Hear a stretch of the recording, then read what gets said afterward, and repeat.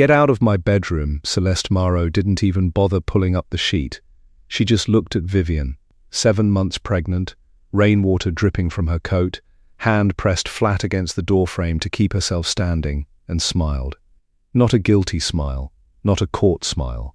The kind of smile that said, "I've been waiting for you to find out." "You should sit down," Celeste said, reaching for her wineglass on the nightstand. Adrian's nightstand. "You look like you might fall." That was the moment. Not the sight of them together, not Adrian's face going the color of old ash.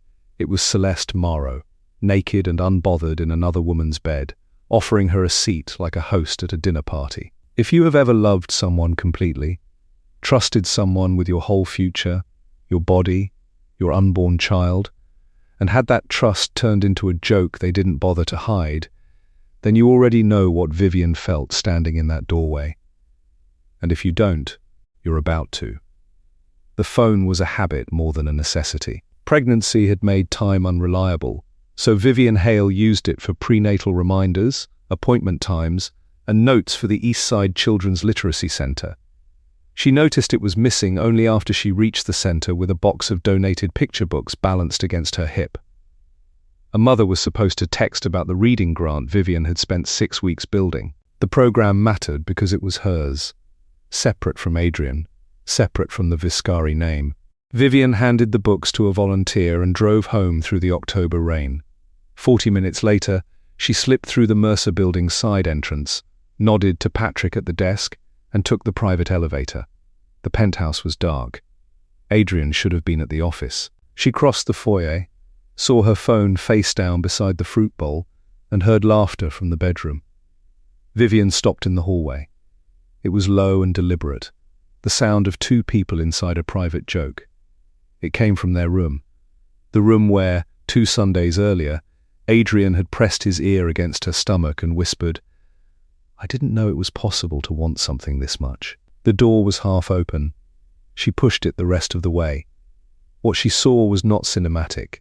There was no slow revelation, no dramatic light, no mercy in the order of details. The brain is crueler than that. It takes everything at once and files it immediately into a category it can never uncreate. Adrian stood near the window, his shirt half unbuttoned. Celeste sat on the edge of the bed with a wineglass in her hand, her dark hair deliberately undone. For 3 seconds, nobody moved. Then Celeste looked toward the door and did not look away. That steadiness was what Vivian would turn over in the months that followed.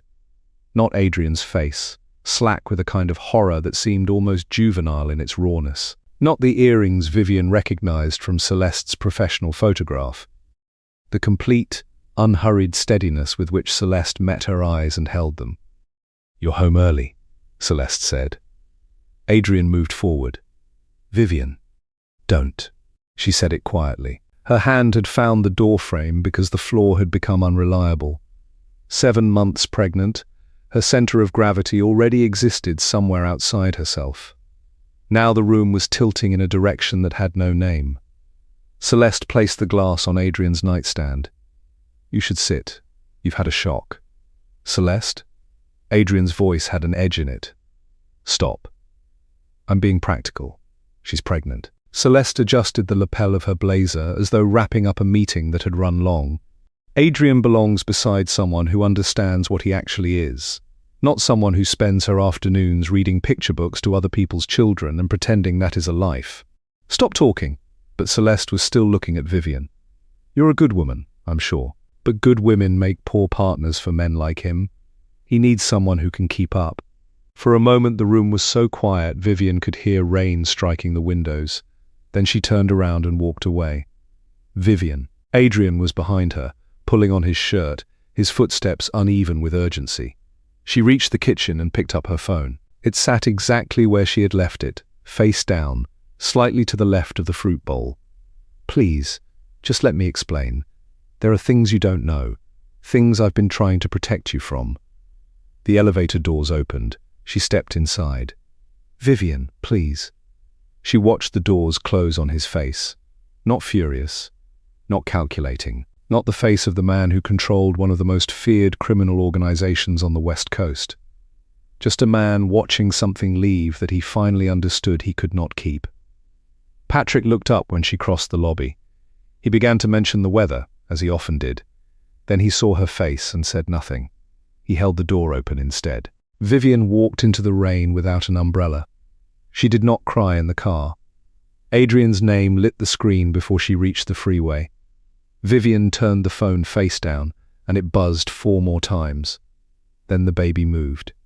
She pressed a hand against her stomach, pulled back into the one reality that still required something from her. "It's okay," she said, unsure which of them she was trying to convince.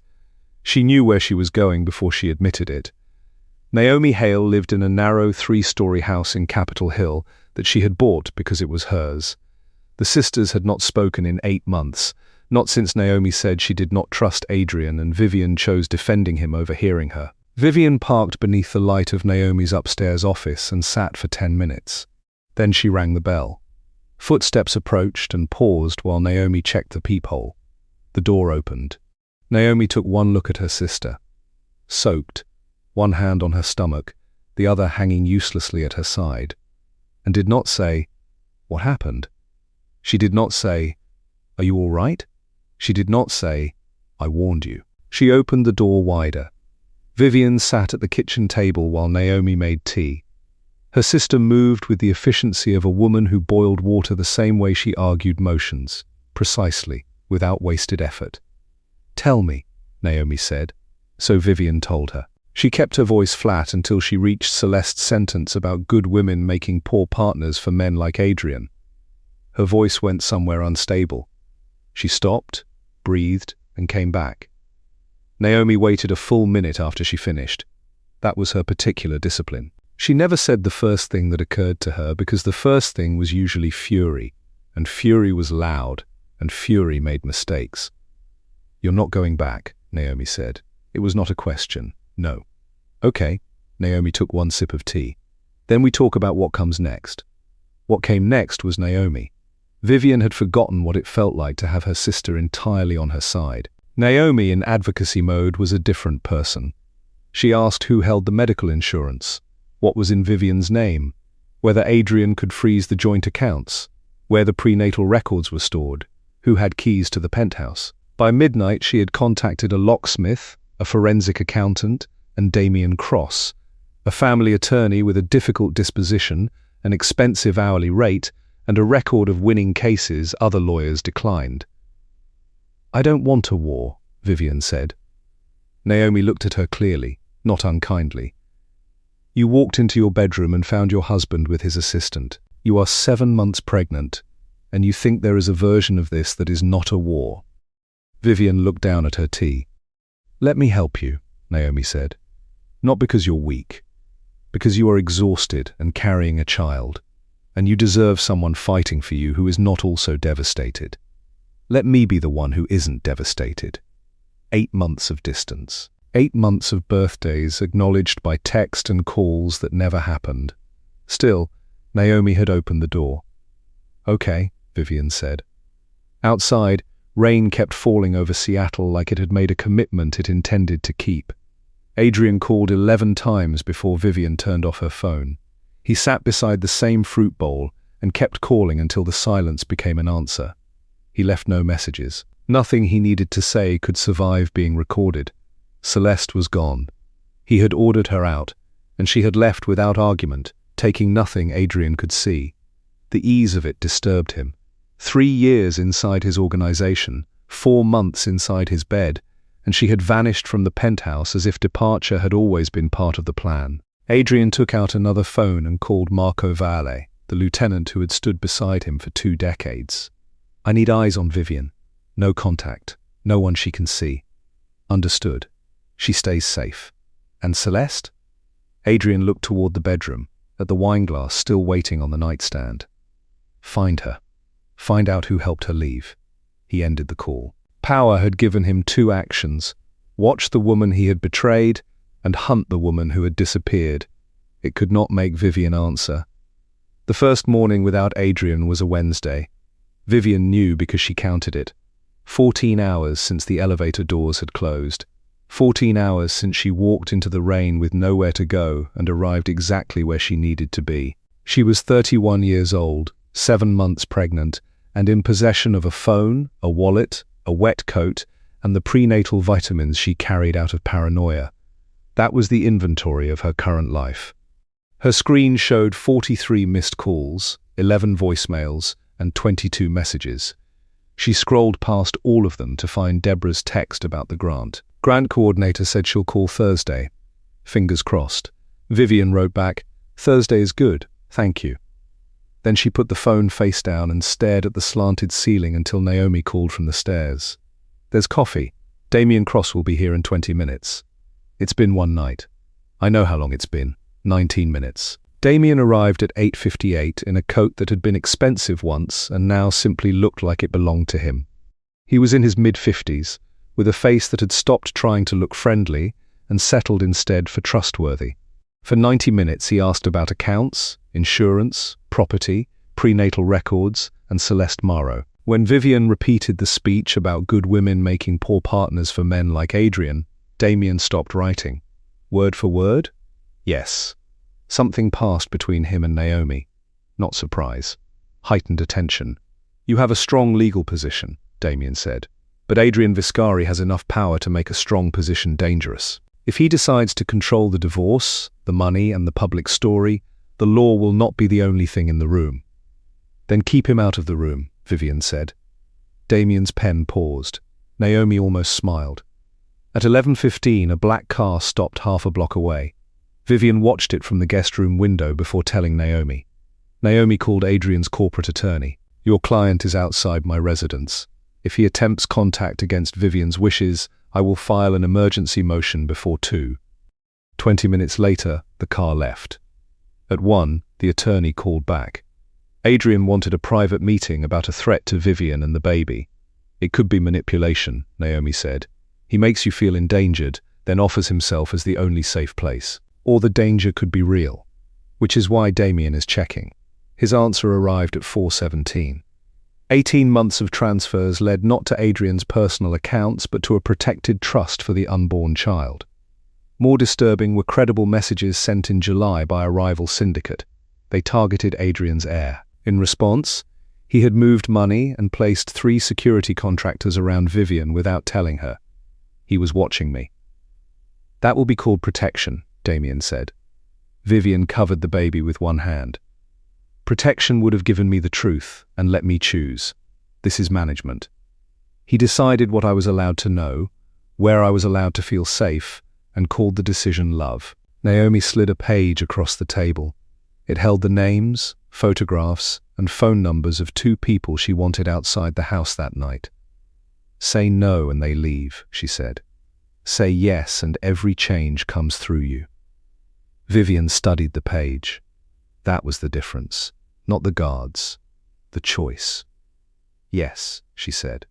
"For tonight." The next 3 days felt suspended, like the moment between lightning and thunder when you know the sound is coming but it has not arrived yet.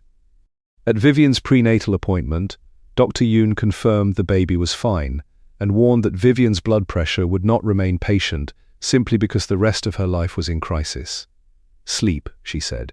"Everything else you can figure out while awake." Vivian managed 4 hours that night. Naomi's landline rang at 2 in the morning. Vivian heard her sister answer across the hall, then heard the quality of the silence that followed.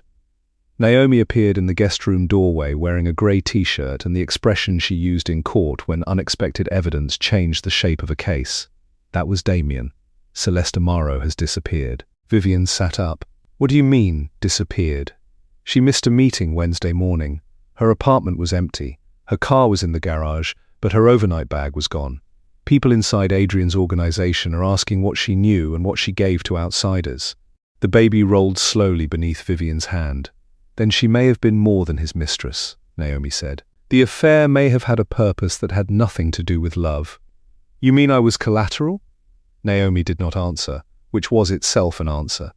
Damien returned the following morning with the same legal pad and none of the sleep a man his age required. 3 weeks before Vivian came home early, Adrian's organization had intercepted communications between a rival group and an unidentified internal source. The messages referred to the marriage, the pregnancy, and the trust. Someone was providing financial and personal information designed to destabilize Adrian's leadership. Celeste was hired through a recruitment firm, Damien said. That firm is owned by a shell company connected to the Kessler organization. The Kesslers were Adrian's oldest rivals. Dorian Voss ran their financial operations from a careful distance. The affair may have been engineered, Damien said. Vivian placed her coffee on the table. You are telling me my husband was seduced by a woman placed inside his company to destroy his marriage. I am telling you it is a serious possibility. Does he know? We believe he did not. Outside, Naomi's oak tree released its last leaves one at a time, with a patience indifferent to everyone watching. Does it change anything? Naomi asked. Vivian sat with the question because it deserved to be held before it was answered. He still had the affair. Maybe Celeste was placed there. Maybe somebody designed the whole thing. She was still in our bed because he let her in. Vivian's voice stayed steady in a way that cost her something. If they intended to destroy us, they succeeded because he gave them something to use. Then we proceed, Damien said. We proceed, Vivian agreed. She filed for divorce on Friday. There was no press conference and no performance. Damien took her through every page. She questioned 2 clauses on custodial access and rewrote a third so that Adrian could not make security decisions for the child without disclosing the reason and the method to her. Then she signed. She had feared the signature would feel like the official documentation of a life ending. Instead, it felt like a door closing from the inside by her own hand at a time of her choosing. The difference between being left and leaving. She was leaving. Adrian received notice at 2:43. He read Vivian's name beneath the words dissolution of marriage once, then called Marco. Celeste? No trace. Movement from the Kesslers? Chatter. They know the petition was filed. Then they'll move. Adrian closed the document. No one approaches Vivian's house, her clinic, or the literacy center. She sees nobody. She feels nothing. Understood. She needs to know she is free. He ended the call and contacted an information broker whose existence his corporate lawyer did not know about. Find everything on Celeste Moreau. Who recruited her, who paid her, who she was before she entered my building. Find her before the people who placed her do. The filing changed nothing Adrian intended to do about Vivian's decision. It changed what his enemies believed they could do with the opening. He put the petition in a locked drawer and began hunting the people who had timed the collapse. For Vivian, the following weeks were measured in legal appointments, blood pressure checks, and the slow movement of her daughter beneath her ribs. She and Naomi learned how to be sisters again without announcing that they were doing it. Naomi left tea outside the guest room. Vivian corrected footnotes in one of Naomi's briefs. They argued over which chair belonged near the window and discovered the argument contained no old injuries. Adrian communicated through lawyers. He released every account Damien requested, placed the trust under independent oversight, and agreed that no security plan would exist without Vivian's written knowledge. He did not ask her to suspend the petition. That restraint frightened her in a different way. She had prepared for pressure. She had not prepared for a man powerful enough to resist almost anyone deciding that the only person he would not overpower was her. 5 weeks after Vivian found them in the bedroom, Damien came to Naomi's house before sunrise. A younger associate named Ruth followed with a leather document case and said nothing during the meeting. They found Celeste, Damien said. She is alive. Federal agents had recovered her from a house outside Olympia. She had been held for 8 days, then moved twice before an anonymous tip exposed the third property. Her wrist was broken. She had a serious concussion. She had also begun talking. The affair was not voluntary, Damien said. Not in any meaningful use of the word. The kitchen became very quiet. 22 months earlier, Dorian Voss recruited Celeste through the Shell-owned employment firm. At first, her assignment was information gathering, calendar access, communications, routes, financial movements. 7 months later, Voss decided the operation was moving too slowly. He ordered her to get closer, Naomi said. Damien nodded. Close enough to fracture the marriage. She refused. Voss showed her recent photographs of her sister and 2 nieces in Lyon. He explained what would happen to them if she failed. Vivian stared at the grain of Naomi's kitchen table. Celeste seduced Adrian under duress, Damien continued. The affair lasted 4 months. She tried to end it twice. The first time Voss contacted her sister's employer. The second time someone entered her niece's school and photographed the child at her desk. And the day I came home, Celeste knew you would arrive. Voss arranged for someone in the building to ensure you returned for a forgotten item. The destruction of the marriage was the final objective. You did not stumble into that bedroom. You were placed there. Vivian heard every word. Her mind understood the content while another part dismantled the shape of the world it had been holding for 5 weeks. Someone knew I left my phone. Or ensured you would. She remembered checking her bag before leaving. She always checked. Wallet, keys, phone. She could see herself standing in the foyer with the box of books beneath one arm and her hand inside the side pocket. Someone took it out, Vivian said. They went through my bag and put the phone on the counter. Damien wrote the sentence slowly. Everything she believed about that afternoon was structurally accurate and fundamentally wrong. Adrian had betrayed her. Celeste had been in the room. The wineglass and undone hair had been real. All of it had also been built by people she had never met, using her marriage as raw material. Someone had sat in a room and decided that the most efficient way to destabilize a criminal empire was to destroy the woman at its center. Not threaten her, not confront her, just arrange a Tuesday afternoon that would make her leave on her own. And it had worked. Celeste being a victim does not cancel what Adrian chose, Naomi said upstairs later. I know. Vivian reached for the kettle and remembered the side pocket of her bag beneath her hand that morning. Wallet. Keys. Phone. She had checked it. She was certain. Cold sharpened into anger. Someone had entered her home, taken the phone from her bag, and placed it on the counter, knowing exactly what its absence would make her do. Vivian called Adrian. He answered before the first ring finished. Someone was in the penthouse that morning. I need the lobby footage. His silence was not guilty. It was a working silence. What time did you leave? 8:40. Did you see anyone you did not recognize? Vivian thought of the quiet lobby, Patrick, a cleaner near the service elevator, and a woman in a dark coat waiting beside the mailboxes. A woman. Around 40. She looked down when I passed. She heard Adrian typing. I'll send Damien everything from 8 until 10. Don't say anything else. I wasn't going to. Yes, you were.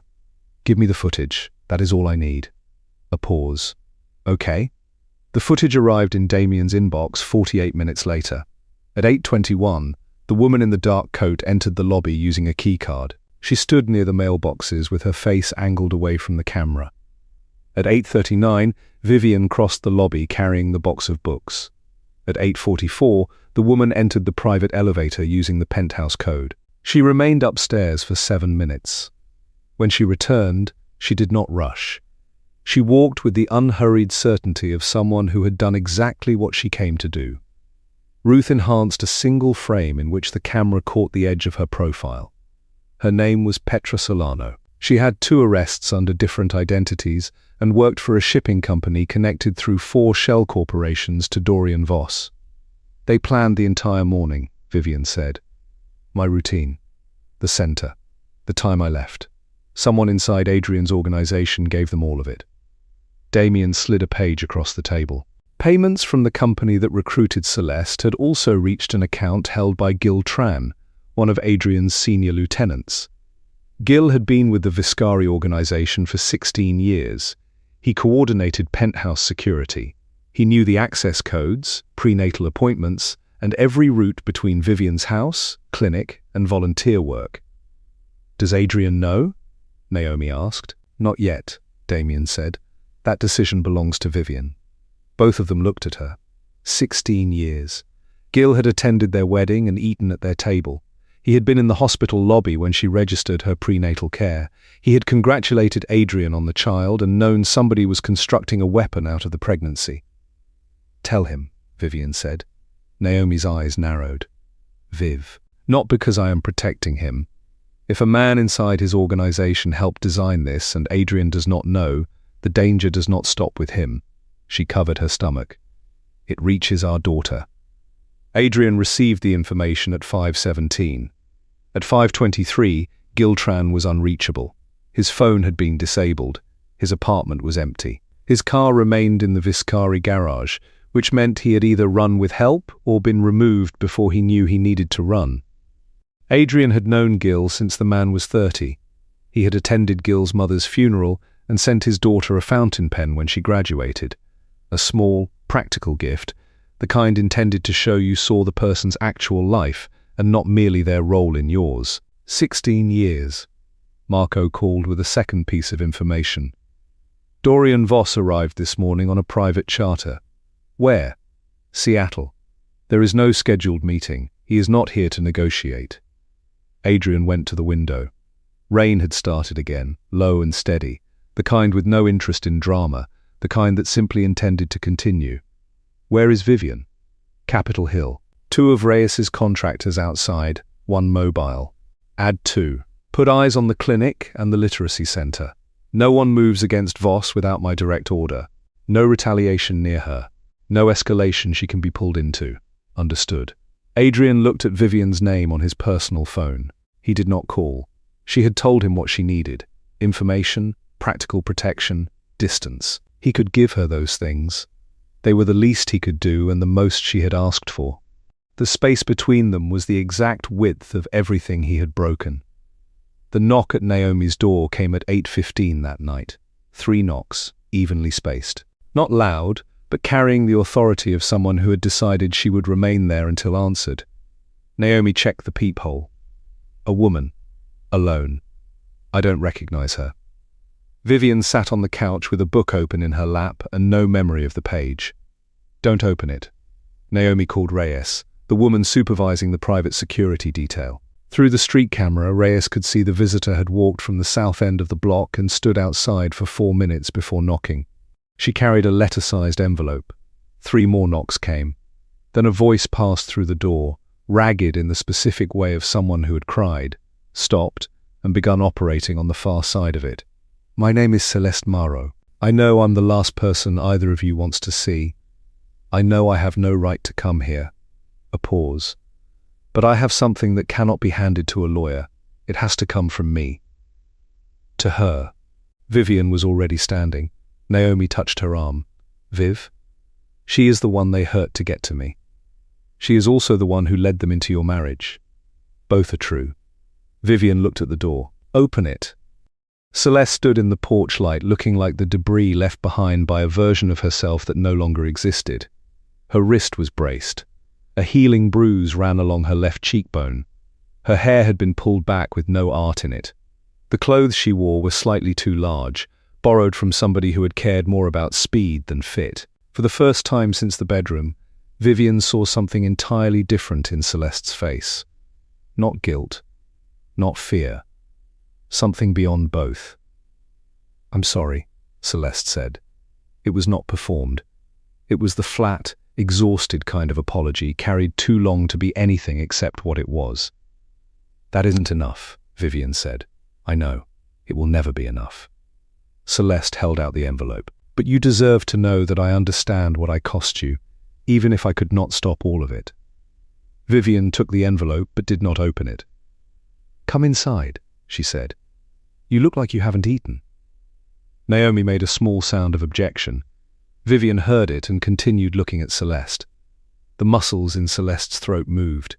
She nodded and stepped over the threshold. Written across the envelope in small, precise handwriting were the words, Everything Voss ordered me to learn, and what I found instead.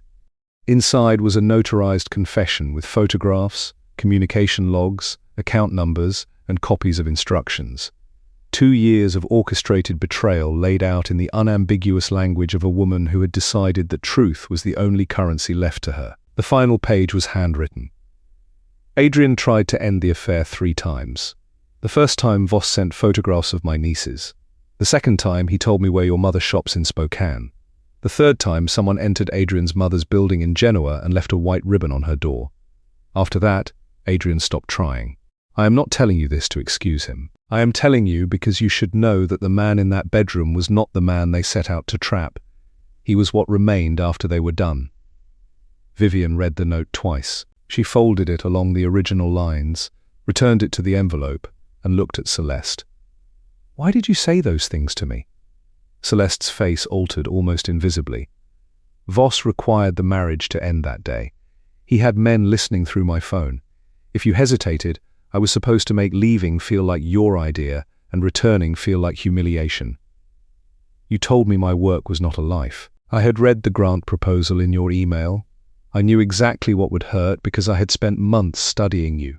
Her voice lowered. "Your work was the thing about you I envied most. It belonged only to you. That is why I used it." The cruelty became more precise now that Vivian understood it. It also became, in a way she resented, more human. "Did Adrian know I was coming?" "No. He believed you would be at the center until noon. When you appeared, he understood that I had arranged it, but he did not yet understand why. And still he said nothing. He was ashamed." "Shame is not silence, Celeste. Silence is a choice." Celeste lowered her eyes. Yes. The answer mattered. Not because it healed anything, but because Celeste did not try to turn coercion into absolution. Naomi's phone rang at 8:41. She answered before the second ring and listened for 11 seconds. Her face did not collapse. Naomi's face never collapsed. It recalibrated. "How many?" she asked. "How far out?" Another pause. "Bring the mobile unit to the alley. Now." She ended the call and looked at Celeste. "You were followed." Celeste went very still. "I changed cars 3 times. I walked the last 6 blocks. 2 dark SUVs appeared within 12 minutes of each other. A third just stopped on the north corner." Naomi pulled a compact black bag from the hall closet. "They are building a perimeter." "They're here for me," Celeste said. "If the confession is filed, Voss loses every layer between himself and the Kessler operation. Then he is going to lose them," Naomi replied. "Leave me here. Keep their attention on this address while you move, Vivian." "No," Vivian said. "This is the one thing I can make right." "No. You do not get to repay me by making me carry your death too." Vivian put on her coat. "We all leave." Reyes entered through the back door at 8:46. She was compact, fast-moving, and possessed the energy of somebody who assessed a room before crossing its threshold. 2 vehicles out front, 1 at the north corner. They are closing the block. A sedan is in the alley. We have 4 minutes, probably less. Naomi lifted the black bag. "Destination?" "Swedish Medical. Dr. Yun has arranged a secure entrance and an observation room." Vivian stared at her sister. "You called my doctor?"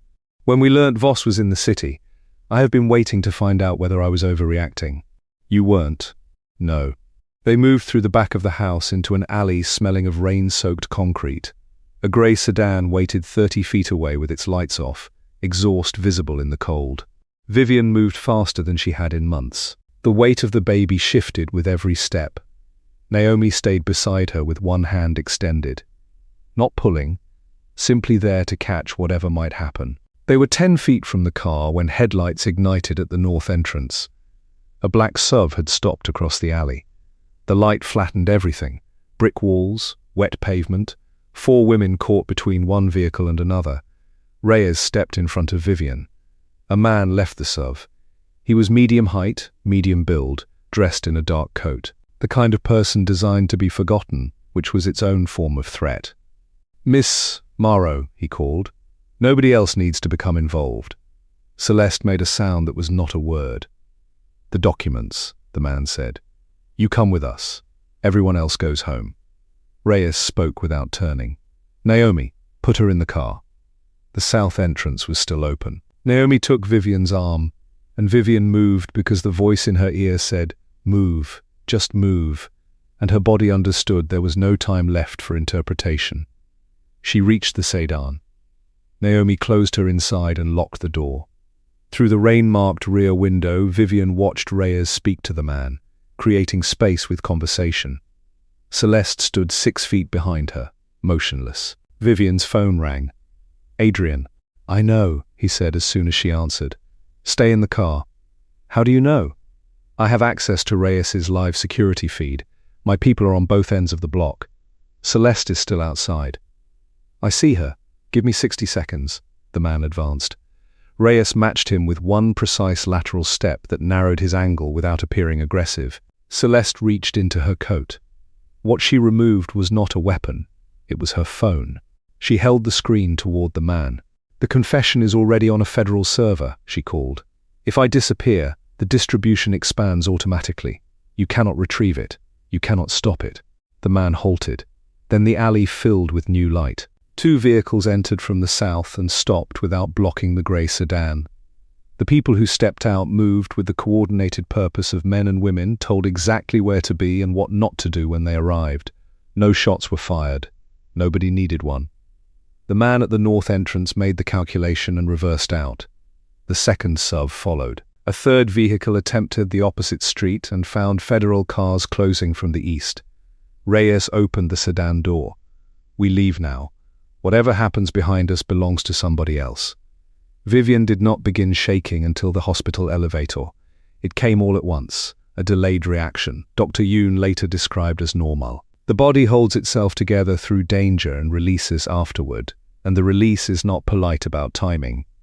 Naomi put an arm around her shoulders. Vivian pressed both hands to her stomach and shook for 90 seconds. Then it stopped. Dr. Yoon waited on the 3rd floor.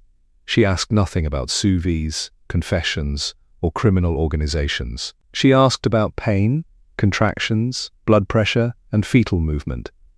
"Lie down," she said. "Everything else can wait."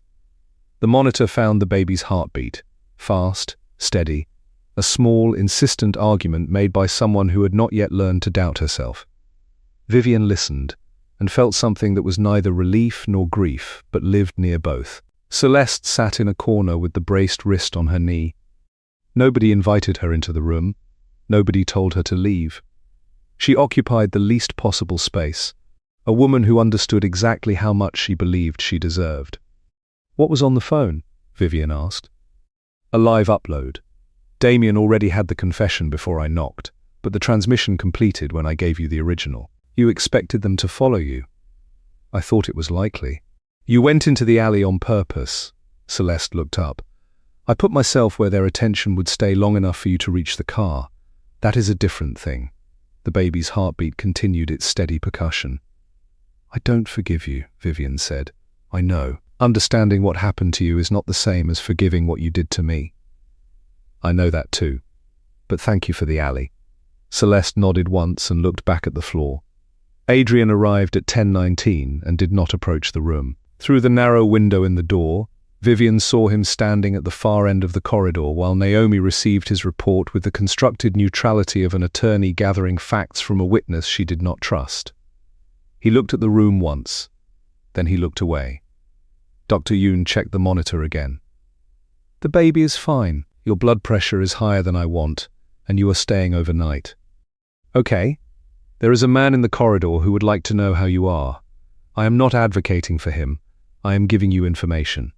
After the doctor left, Vivian sat for a long time. Celeste had fallen asleep against the wall. Without the practiced expression, she looked like an ordinary tired person. Vivian put on her coat over the hospital gown and stepped into the corridor. Adrian stood with his back against the wall, his arms at his sides, as though he had decided the only position available to him was waiting, and he intended to do it without demanding to know how long. There was a cut above his left eye and swelling across the knuckles of his right hand. "You're bleeding," Vivian said. "Some of it is mine." Reyes said there was a confrontation in the parking structure near Voss's hotel. "It's handled." "I hate that word." "Then I won't use it again." She leaned against the wall opposite him. "Your people reached the alley in less than 60 seconds. Adrian said nothing. They were already there. "Yes." "Where were you?" He looked down, then back at her. "In a vehicle at the south end of the block." Something moved through her beneath anger. "How many nights have you been sitting outside Naomi's house?" The corridor was so quiet they could hear the monitor inside her room. "Since you left." Vivian closed her eyes. "You cannot sit outside my life every night like you are keeping watch over something you still own." "I know what I don't own." His voice cracked slightly on the second word. "I know what you filed. I know what I destroyed. I sat in the car because it was the only thing I could do that was not nothing." She looked at him. He had held himself together by force for 5 weeks, and the cost was beginning to show in places his suits could not hide. "The baby is safe," Vivian said. "That is the first thing you need to know." His face changed in a way she chose not to name. Okay. The legal process continues. I know. And no more cars outside without my knowledge. Security decisions go through Naomi and Damien. I know the names, the routes, and every change. Everything, he said. Nothing happens without your consent. That is what I should have done from the beginning. Yes. She turned toward the room. Vivian. She stopped without looking back. I am sorry for every choice I made that gave them something to use. Every secret. Every decision I made for both of us without asking. Every time I chose to manage instead of trust. He paused. I am sorry for all of it. The apology came without explanation or request. 2 words stripped of negotiation. I know, she said, and returned to the room.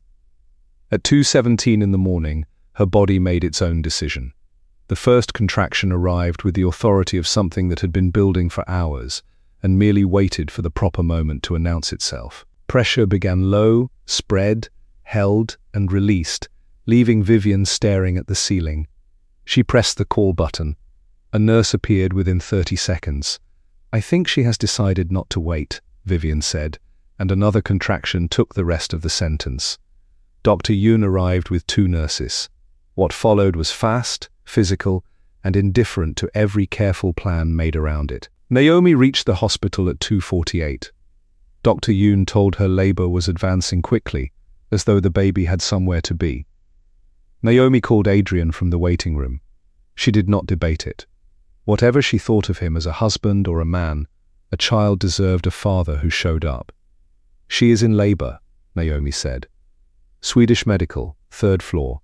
Don't make me regret this call. Adrian had been at the Viscari office arranging the transfer of Celeste's evidence to federal investigators. He left alone. It was an error born of urgency and the belief that because Voss was in custody, the last danger had ended. At 3:04 he parked beneath the hospital. A motion alert appeared on his phone from the north entrance camera. He looked around the concrete structure and understood that Kessler's people had anticipated exactly what he would do when Vivian went into labor. 3 men emerged from behind a row of vehicles. Mr. Viscari, the first said. Mr. Kessler would like 5 minutes. Adrian looked toward the elevator 20 feet away. His daughter was arriving 3 floors above him. There was no version of the next 5 minutes in which he was not inside that building. He moved. The confrontation was brief, ugly, and without the choreography violence receives in movies. 1 man struck the concrete. Another drove a blade across Adrian's left side before Adrian forced his arm away. A third reached for something beneath his coat, heard approaching sirens, and chose escape. Adrian pressed the elevator button with a bloody hand. The doors opened. He stepped inside, selected 3, and kept 1 palm against the wall while the numbers changed. 1, 2, 3. The doors opened at 3:11. Naomi stood when she saw him, blood spreading through his shirt, the cut over his eye reopened, 1 hand clamped against his side. What happened? Parking structure. Is she all right? She is. Then I'm fine. No, you are not. Naomi called a nurse. They cut Adrian's shirt, cleaned a deep laceration, and closed it with 10 stitches while he watched the corridor leading toward the delivery rooms. When it was done, he sat beside Naomi in a borrowed scrub top. The waiting room television showed a silent weather map of a front approaching from the coast. Thank you for calling, he said. I called for Vivian and the baby. I know. The men downstairs? Federal custody. Voss 2. Giltran surrendered earlier tonight and gave them the internal records. And your organization? Adrian breathed carefully against the stitches. I started separating the legitimate businesses 3 months ago. Tomorrow the rest of the records go to prosecutors. Every illegal account, route, and agreement. I will accept whatever follows. Naomi looked at him. You are dismantling it. I built the thing that made my wife and daughter useful targets. I cannot keep the thing and claim I am protecting them from it. She still won't take you back. I know. Even with Celeste's confession. I know. Adrian watched the empty corridor. I am not making a case for myself. I am ending the reason someone could make a case out of them. Naomi studied him directly for the first time since Vivian came to her door. She read Celeste's note twice, she said. I am not giving you information to use. I am telling you because it is 4 in the morning, you have 10 stitches, and this is the exact amount of compassion I have available. She held 2 fingers a centimeter apart. Do not waste it. Adrian looked at her hand and nodded. At 4:17, Dr. Yoon entered the waiting room with the tired satisfaction of someone who had guided something important to its proper conclusion. 7 pounds, 4 ounces, 19 inches. She came fast, she came loud, and both mother and child are fine. Adrian stood. The stitches reminded him. He stood anyway. May I see them? I'll ask. Dr. Yoon returned 2 minutes later. Room 7. 5 minutes. I am counting. The room was dim, lit only by a warm panel above the bed. It smelled of antiseptic and the physical aftermath of enormous effort. Vivian lay against the pillows, exhausted in a way that seemed cellular. Her hair was damp. Her eyes were open. Their daughter rested against her chest, a small body with dark hair, one fist curled beside her cheek, breathing with the unconscious confidence of someone who had not yet been told about the world. Adrian stopped inside the doorway. He had negotiated in rooms where the stakes were absolute. He had made decisions that continued to live in his body. He was not unfamiliar with moments that demanded everything. This was different from all of them. Vivian took in the scrub top, the dressing at his side, and the dried line of blood along his temple. Naomi told me about the parking structure. It's over, he caught himself. The men were arrested. Voss and Gill are in federal custody. The evidence is secure. And the Kesslers? Their financial network has been frozen. By morning there will be no one left with a reason to reach her. He looked at the baby. She is safe. That is what I came to tell you. His voice stopped. He let it stop. Vivian watched him for a moment. Come closer.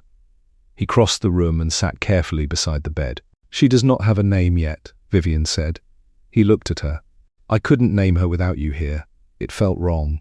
She said it simply, not as an invitation or concession, only as a truth she had decided not to disguise. What were you thinking? Ara. The name settled into the room like something that had been waiting there all along. Ara, Adrian repeated. It's good. I know. I've been thinking about it for 2 months. He almost smiled. This time she saw it. Ara moved against her mother, opened one fist, and closed it again. She is going to be stubborn, he said. She is going to be exactly as stubborn as she needs to be. Adrian looked at his daughter. I will agree to the custody terms. All of them. I will not fight the divorce, and I will not use the restructuring as a reason you should change your mind. Vivian's hand moved slowly over Ara's back. Damien found the filings. You began separating the legitimate companies before I knew about the affair. I started when the threats came. I told myself it was for her. Some of it was. Some of it was because I finally understood that the life I ran was not one I wanted a child to inherit. That matters, Vivian said. It does not fix what broke. I know. She will need you. Not the money, the name, or whatever remains of your empire. She will need her father to show up when you say you will. That is the whole requirement. I will show up. Vivian held his gaze, measuring the statement against the man who had spent 5 weeks in a car outside Naomi's house and had finally learned that presence without permission could become another kind of absence. I believe you, she said. It was not forgiveness. It was not a door opening. It was an honest assessment, and Adrian received it as such. Dr. Yoon appeared in the doorway. Time. Adrian stood. He looked once more at the dark hair, the small fist, the set of Ara's mouth that resembled Vivian's. He did not reach for her. Tonight, wanting was not the same thing as having the right. She looks like you, he said at the door. Vivian looked down at their daughter. She looks like herself. That is the point. He nodded and walked out. The months that followed did not arrange themselves into a clean narrative. The afterward was not cinematic. It was ordinary days, difficult days, and occasional impossible ones placed end to end without the courtesy of a clear arc. Vivian moved into a house in Eastlake, 3 blocks from the water, with a neglected garden, a room that received morning light, and a kitchen that belonged to her in the particular way spaces become yours when nobody else has a claim on them. She painted the kitchen pale yellow, Naomi said the color was too cheerful. Every morning, Vivian found it exactly right. Ara came home at 4 days old and proved immediately that she had positions. She objected to bright light, preferred a blanket with yellow stitching, and considered being put down without prior approval a serious violation.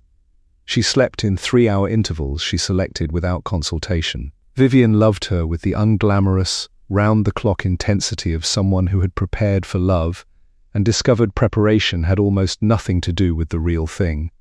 Elaine came from Spokane for 2 weeks. She and Vivian repaired the accumulated damage of the previous years without naming it.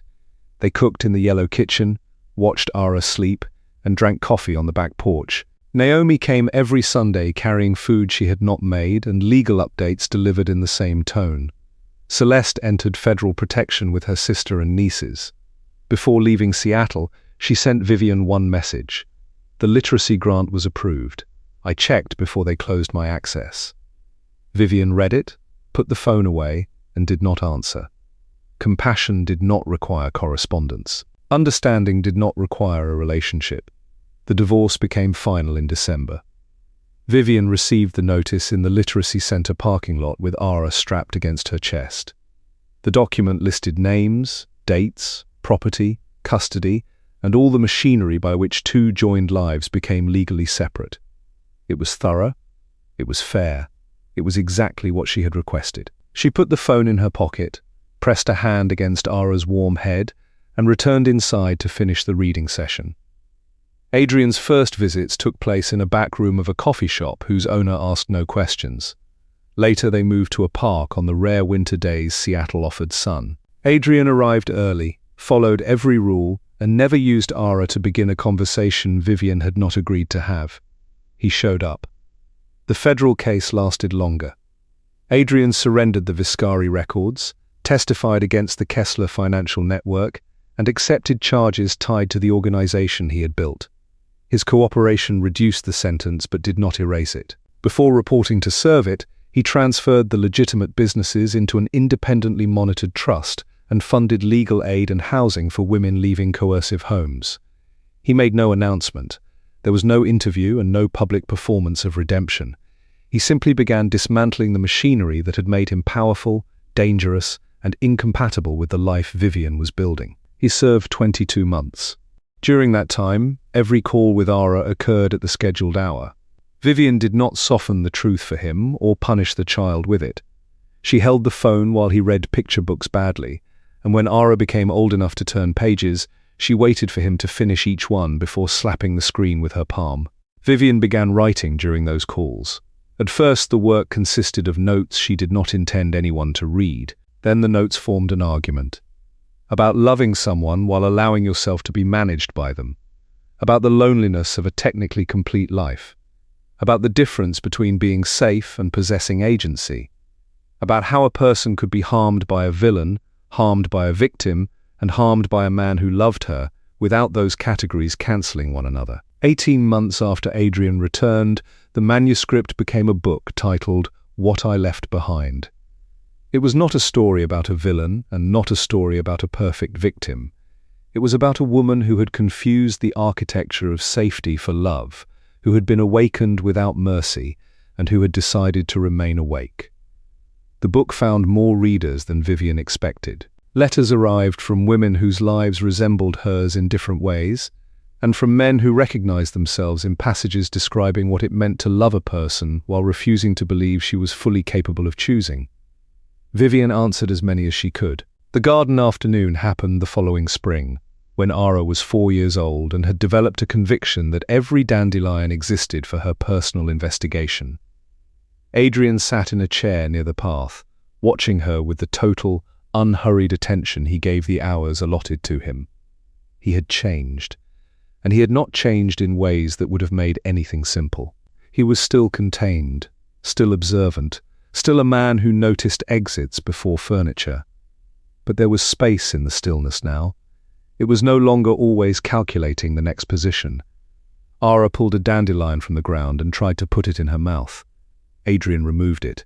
She expressed a loud position about this, then seized his index finger with both hands and attempted to climb him. He looked at her complete, unconscious claim on him. His face made the expression it did when he believed nobody was watching. Not happiness exactly, but a man encountering something true about himself that he had not expected. Vivian was watching. Their eyes met. They were not husband and wife. They were not enemies. They were not what they had been and not nothing. They had made something out of the rubble that belonged to no simple category and required no false name. "She is going to climb the fence," Adrian said. "She is already furious that she cannot. She is 4. She does not care." Ara released his finger, turned toward the low garden wall, and began assessing it with the focus of a scientist encountering new data. Vivian looked at the yellow kitchen behind them, the manuscript pages on the table, the water 3 blocks away, and the man in the garden chair who had made terrible decisions for reasons containing love, fear, arrogance, and cowardice. He had dismantled his empire without asking her to call the act devotion. He had served his sentence without asking her to call it enough. She had not taken him back. That remained true. It was also true that on this particular afternoon nobody was in danger, nothing was ending, and the work of building something was continuing quietly. Ara placed one foot against the wall. Adrian moved closer without touching her. Vivian stayed where Ara could see her. Neither rushed to remove the difficulty. Neither decided for her that the climb was impossible. Ara pulled, slipped, landed on the grass, and looked at the circumstance with the calm assessment of someone noting relevant variables. Then she stood and tried again. The afternoon light entered the garden, warm and specific, asking nothing of anyone. Vivian thought about the elevator doors closing, the rain, and the weight of walking out of a life that no longer fit without knowing what would fit in its place. She thought about the distance between that doorway and this garden. It had cost more than she would ever call fair, but what she carried forward was hers to choose now. Ara climbed onto the wall, turned with dirt on both knees, and lifted her arms in triumph. Adrian laughed. Vivian did too. Nothing had been restored. Something else had grown. And for the first time, that was enough.